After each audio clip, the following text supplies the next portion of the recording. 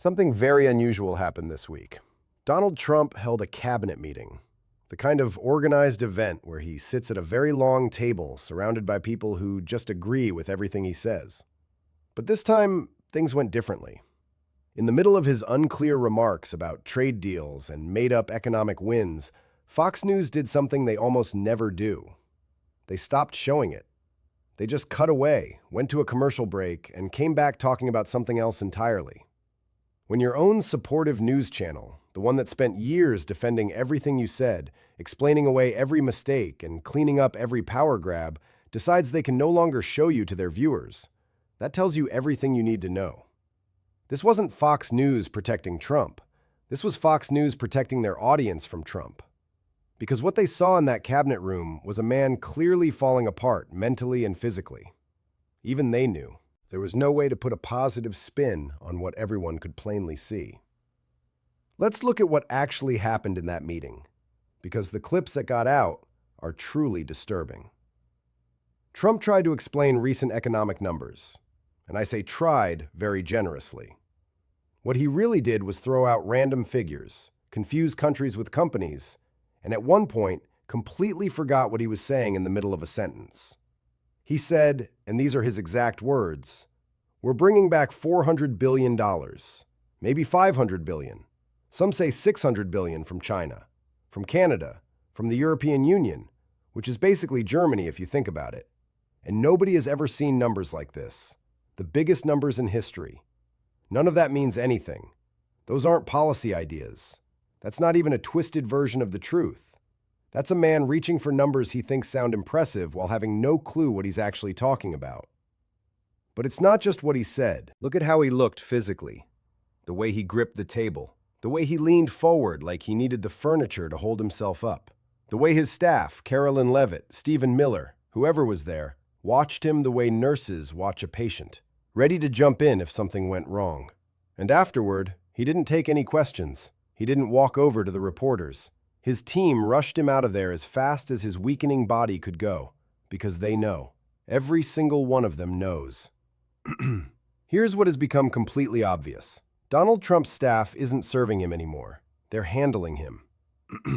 There's a big difference. Compare how much he appears in public now to his first term. Back then, whether you liked him or not, the man was everywhere. Daily press briefings, hour-long unplanned rants. He would stand in front of his helicopter and just talk. It was stream of consciousness, sure, but he was alert and present. Now he barely shows up. When he does, everything is carefully planned. He uses a teleprompter for remarks that he would have made off the top of his head in 2017. Only pre-approved questions are allowed. Media access is limited. And the moment anything goes off script, they pull him away. Why? Because the people around him, Stephen Miller, Elon Musk, J.D. Vance, are no longer working to advance Donald Trump's goals. They're pushing their own, while he falls apart in front of everyone. There were recent reports that Miller runs a separate private communication line with Trump, feeding him information all day long, basically creating an unofficial power structure that goes around the official White House chain of command. That's not loyal staff work. That's a power grab. That's someone making themselves the real decision maker while the president, in name only, gets worse and worse. Elon Musk has openly disagreed with Trump's own policy statements. J.D. Vance is already doing his own interviews, presenting himself as the calm, reliable leader of the administration. These people aren't serving Trump. They're using him. They're getting rich, pushing their own plans, playing the stock market with inside information, and just waiting for the unavoidable moment when he's too far gone to stop them. Donald Trump has become a figurehead in his own White House, and everyone around him knows it. But here's where it gets really telling. Here's where Trump's mental state becomes impossible to look away from. You may have heard about this already. Donald Trump is currently holding up federal infrastructure money, specifically funding for the Gateway Project, which is vital transportation infrastructure for the Northeast, unless he gets his name put on Dallas Airport and Penn Station in New York. Read that one more time. The President of the United States is using blackmail against a sitting senator, Chuck Schumer, to get public buildings renamed after himself. On the surface, this is just sad. It's the behavior of a deeply insecure narcissist who never got enough attention growing up. But it goes deeper than that. Because when you look at the pattern of what Trump has been doing over the past few months, a clear picture forms. And that picture is of a man in total panic about how he'll be remembered. He renamed the Kennedy Center to include his own name, making it the John F. Kennedy and Donald J. Trump Center for the Performing Arts. He couldn't even let JFK have that one thing to himself. He's ordered the construction of a huge arch in Washington, D.C., a literal monument to himself that historians have compared to the kind of ego-driven projects built by Saddam Hussein and Stalin in their final years. He's trying to rename military bases, government buildings, any structure that has federal money attached to it. Why? Why this sudden obsession with monuments? Because history shows us that when dictators sense the end is near, whether that's political, physical, or both, they speed up their monument building. Saddam Hussein's palace construction went into overdrive in the late 1990s when international sanctions had him isolated. Stalin's worship of his own image grew stronger as his paranoia and health got worse in his last years. It's a pattern. When authoritarian leaders know their time is running out, they try to lock themselves into stone because they understand something basic. They've lost control of their own story. And Trump knows he's lost control. You can see it in his social media posts. You can hear it in the way he's been talking lately. He started this week, and I'm not making this up, talking about whether he's going to get into heaven. He just posted it out of nowhere.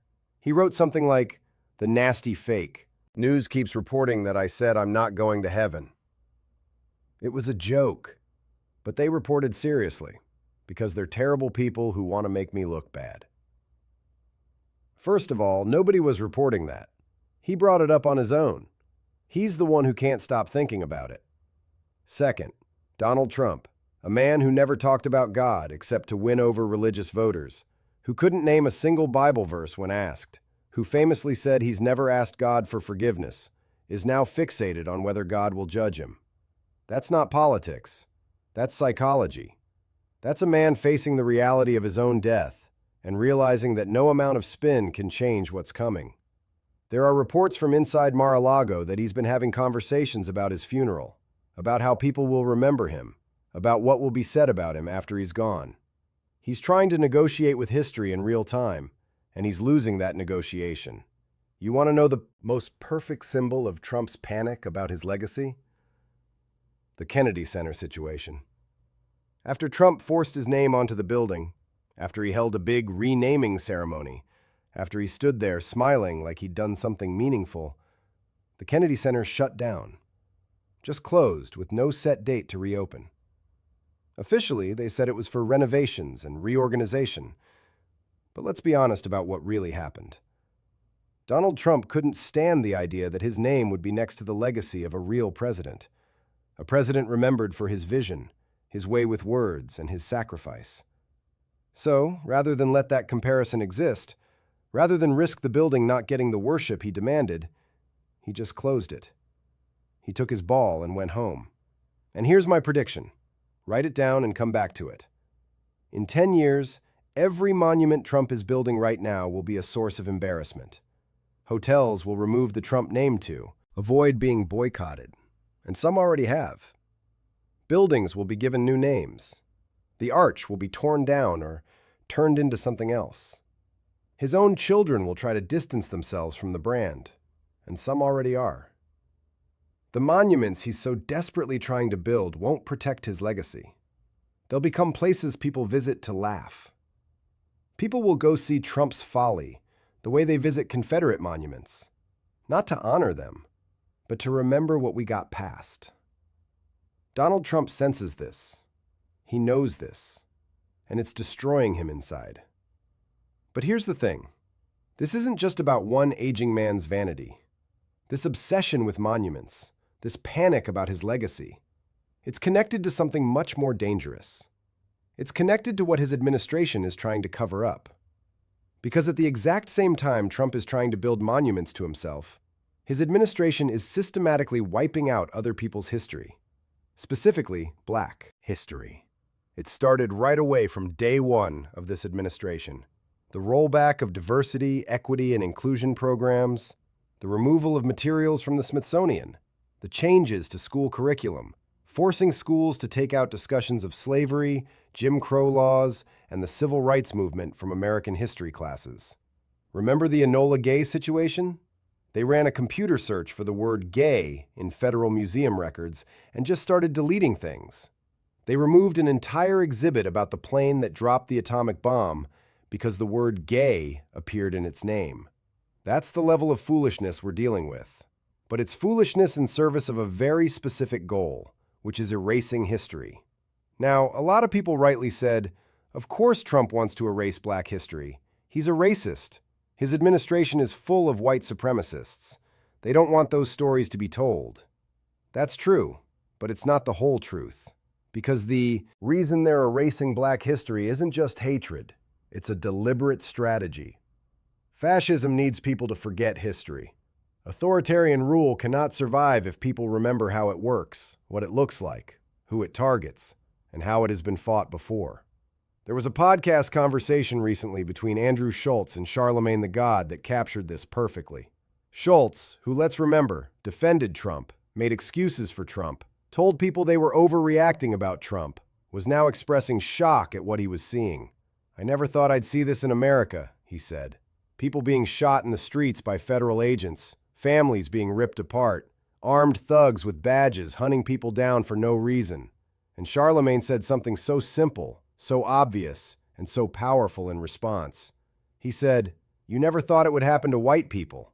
Because here's the reality. This is American history. This has always been American history." Where do you think policing in America came from? Slave patrols. That's it. That's the origin. Armed men given power by the government to hunt down Black people, return them to slavery, and terrorize communities into obedience. That's where American policing started. The ICE raids happening right now. Agents breaking into homes without warrants, tearing families apart, making people disappear into detention centers. That's not new. That's a copy of the fugitive slave laws, where federal agents were given the power to hunt human beings across state lines and drag them back into bondage. The heavily armed police beating protesters in the streets. The government surveillance tracking activists. The criminalization of people helping each other. Black Americans have been living through this for 400 years. Indigenous Americans wrote the book on it, with their own blood. What's happening now isn't Trump inventing American authoritarianism. It's American authoritarianism finally reaching everyone. And that's exactly why they need to erase Black history. Because if Americans knew that history, if they truly understood it, they would immediately recognize what's happening right now. If we knew Frederick Douglass, we would know how to speak truth to power. If we knew Harriet Tubman, we would know how to build secret networks of resistance. If we knew Ida B. Wells, we would know how to document terrible acts and force the country to face them. If we knew Fannie Lou Hamer, we would know how to organize at the local level and fight corrupt systems. If we knew about the Black Panther Party's free breakfast program, we would know how to build community support networks that make us less dependent on a government that wants us helpless. If we knew about the labor movements led by a Phip Randolph and Bard Rustin, we would know how to shut down the economy when those in power refuse to listen. They're not erasing history because they hate the past. They're erasing it because they're afraid of a well-informed future. They're terrified that if you knew how Black Americans resisted slavery, Jim Crow, and mass incarceration, you would know exactly how to resist them. That's why Trump's monument building and history erasing are two sides of the same authoritarian coin. Build monuments to the regime, erase monuments to resistance. Control the past, control the future. Except it's not going to work. Because here's what Donald Trump can't seem to grasp. His legacy is already written. It's done. It's finished. No amount of marble or fancy stone or renamed airports is going to change it. January 6th will be studied for centuries. Not as a patriotic uprising, not as a protest that got out of hand, but as a fascist attempt to overthrow the government by a president who refused to accept that he lost an election. His face will be next to the word insurrection in history textbooks forever. His COVID response, telling people to inject bleach, holding packed rallies while hundreds of thousands of people died, tearing apart pandemic preparedness systems because Obama built them. That's his legacy. His family separation policy, children locked in cages, toddlers forced to represent themselves in immigration court, thousands of families permanently broken apart. That's his legacy. His 2 impeachments, his 34 felony convictions, his being found liable for sexual assault, his fraud convictions, his theft of classified documents. That's his legacy. Future generations aren't going to ask, was Trump a great president? They're going to ask, how on earth did Americans fall for this twice? His name isn't going to stand for greatness. It's going to stand for American decline, the weakening of democracy, and the con man who nearly destroyed the republic. Every monument he builds is one more thing to tear down. Every name he puts on a building is one more name to scrub off. Every arch he orders is one more structure future generations will demolish. That's his real legacy, and he can't change it. But you want to know what the real monument to this era will be? It's not going to be his arch. It's not going to be his renamed airport. It's going to be the resistance. The millions of women who marched the day after his inauguration and kept marching. The sanctuary cities that refused to become part of his deportation machine. The election workers who protected democracy while he sent a mob after them. The journalists he called enemies of the people who kept reporting the truth anyway. The lawyers who filed lawsuit after lawsuit to block his worst actions. The mutual aid networks that fed people when his government shut down. The young people organizing climate protests while he gutted environmental protections. The families torn apart by ICE who are fighting to be brought back together. The trans kids he tried to erase who refused to disappear. That's the monument. That's what will be taught. Not his buildings, not his speeches, but the fact that millions of Americans looked at his authoritarianism and said, no, not here, not us, not ever. The monument to this era is every person who resisted. And that monument is being built right now, in real time, by all of us. Which brings me back to Chuck Schumer and that airport naming deal. Senator Schumer, you have one job right now, one very simple job. Do not negotiate with someone using threats. Do not build monuments to tyrants. Do not give this man one more piece of legacy preservation while he's actively tearing apart American democracy.